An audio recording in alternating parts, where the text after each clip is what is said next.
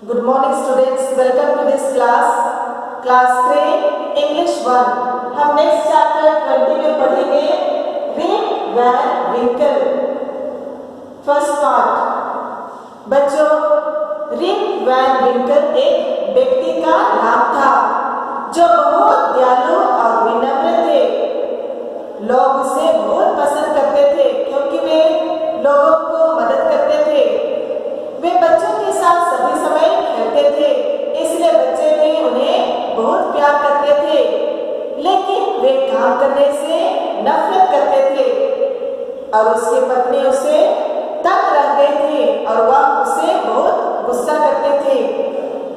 इस तरह वे हमेशा गरीब ही रहे।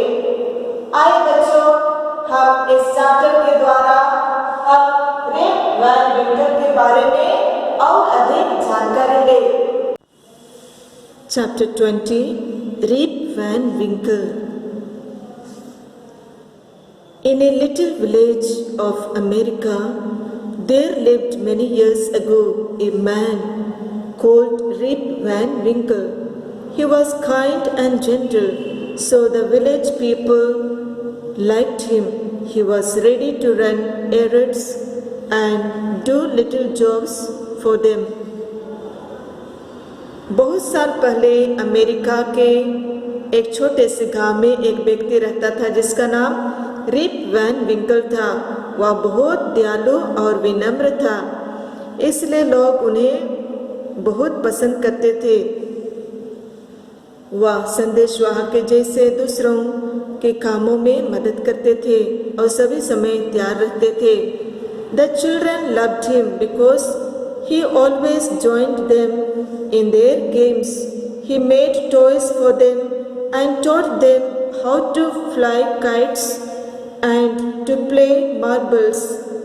He often told them fairy tales and other stories.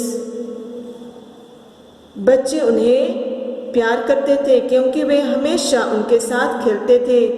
वह उनके लिए खिलौना बनाते और उनको पतंग उड़ाने के लिए और मार्बल्स खेलने के लिए सिखाते थे। वे हमेशा उनके साथ परियों की कहानी और दूसरे कहानी भी कहा करते थे। Next paragraph. Rip Van Winkle hated hard work. All play and no work made him happy. Because of this, he always remained poor. He had no money to buy food and clothes for his wife and children. His little farm was not cultivated. It was full of weeds and the fences were broken. Rip Van Winkle कठिन काम करने से नफरत करते थे। सबसे खेलना और कोई काम नहीं करना उसे खुश कर दिया था, इसलिए वह गरीब की ही अवस्था में रहा।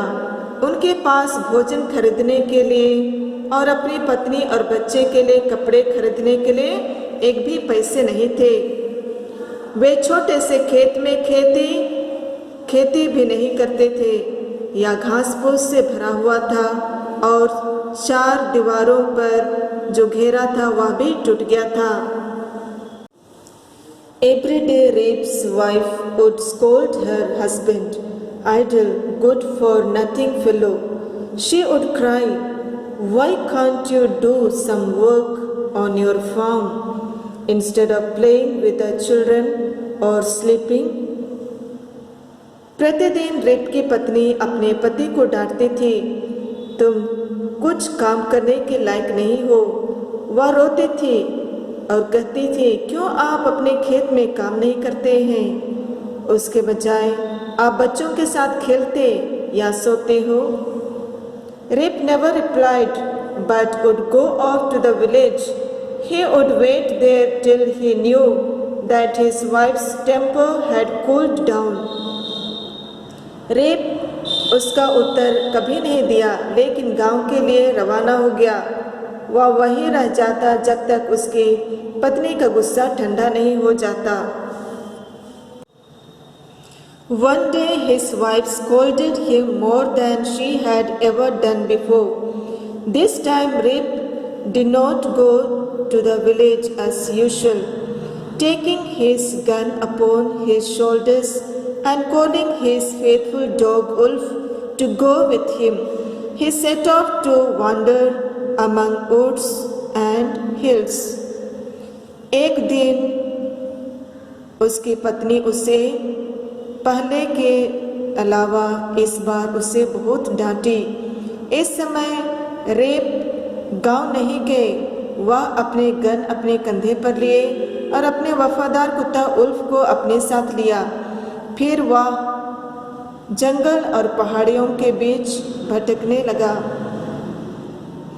बच्चों, हमें इस लेसन से यही शिक्षा लेनी चाहिए कि हमें अपने जीवन में एक ही काम नहीं बल्कि टाइम पर हमें पढ़ाई, खेलना, खाना और आराम करने की भी अति आवश्यकता है। Thank you.